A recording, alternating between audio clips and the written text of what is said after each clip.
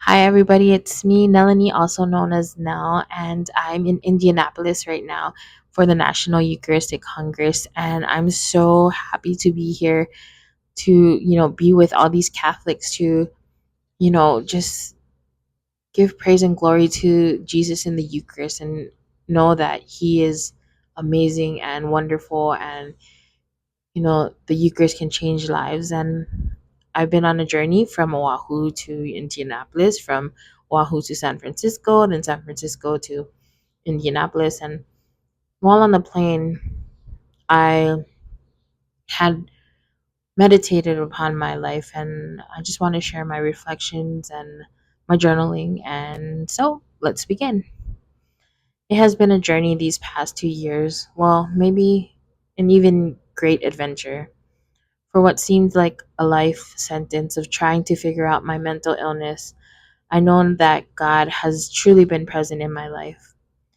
Navigating life, dealing with depression and the challenges of schizoaffective, I have fallen more in love with Jesus in the Eucharist. You might even say he is my first love. I have never been on a date, never had a boyfriend.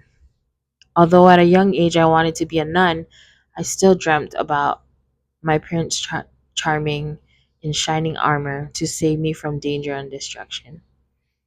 As I got older and teen movies flooded my screens, I still longed for a boy to hold my hand, kiss me on the forehead, and just chat with me on the phone all night. Then I grew up, and Prince Charming never came and never swept me off my feet. Boys looked past me and brushed me off as just like all the other girls they thought like them. And I was a mess. I was waiting for a miracle. I was waiting for my Princess Diaries moment when I would have a glow up and be this beautiful person. I never had my never been kissed event waiting on the baseball field for that one guy. I never had a Cinderella story. This never happened, and I found myself hating myself more and more. The side effects of my psych meds increased my weight to the highest it has ever been, a whole 230 pounds. I am barely even 5'1", and I was an overblown balloon. My thoughts were running wild. Who would ever want to be with you? You're overweight. There's hair growing all over your face. You look like a man. You're crazy with all the hallucinations and voices you hear. Who would ever want to take care of you? For years, I struggled to find love. Finally, I met him. He is so kind and sweet, and he always wanted to talk to me. He would pop up randomly in my day to ask me how I was doing. He held my hand every time I cried and let me lie in his arms whenever I was scared.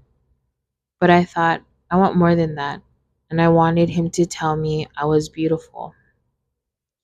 I wanted to be beautiful. I never believed him when he did say it, so I just put his love for me aside and thought, when was a real man going to love me? I longed so much for a man's affection. I had crushes, but they never liked me.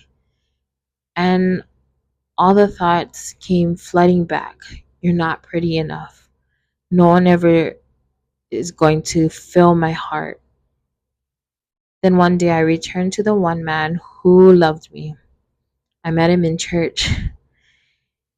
He came with father. I was sitting next to my best friend when he came in. I don't know what came over me.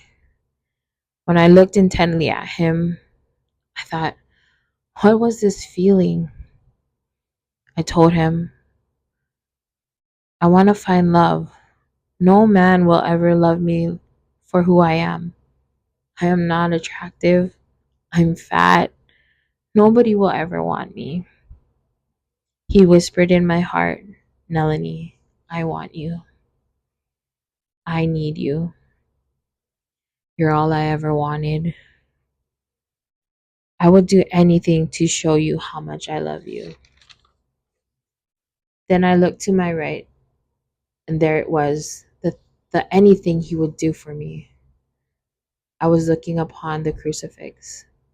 Then I looked intently back unto his body, Jesus' body in the Eucharist. My heart was filled with so much warmth and love. I could not stop the endless tears running down my cheeks. He loves me. He has always loved me. It has been my prayer for a really long time that God lead me to my vocation. Even though I am at peace for being a single person, I still desire marriage. So this week, I am praying for my vocation and for all the vocations, for all those who need help finding their true vocation. Our vocation is to love, but that vocation that we all talk about is either to be a religious, a single person, or marriage. I may never know fully until it comes what my vocation is. Yes, there are things that I hope would just happen right now, but I'm excited for this journey. Tonight we had adoration in Lucas Oil Stadium.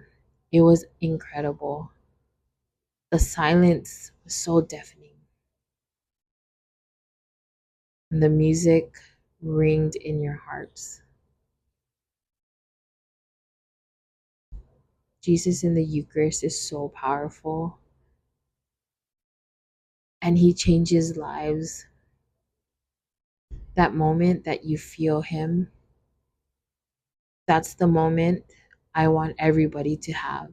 That feeling, the feeling where you feel so loved that you just want to cry. Tonight and many other times in adoration, I have felt Jesus' love for me so strongly.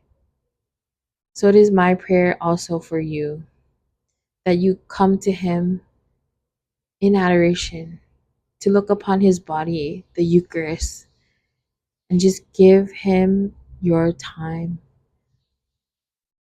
to be with him and give him your heart.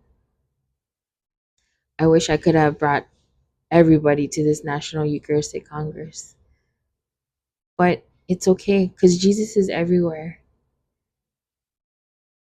In Pro City, I hope that you have time to just pop in and say hi to Jesus in the Adoration Chapel. And if you are anywhere near a church, it's okay. He doesn't have to be fully present in the Eucharist. I'm not, he is fully present in the Eucharist, but he doesn't have to be, um, what is the word? Out in a monstrance. He's in the tabernacle, living and breathing there. Go to him. Tell him everything. He is waiting for you. Jesus, whenever I step into this room, I feel you. Have a blessed night, and I hope to see you in the Adoration Chapel. Bye.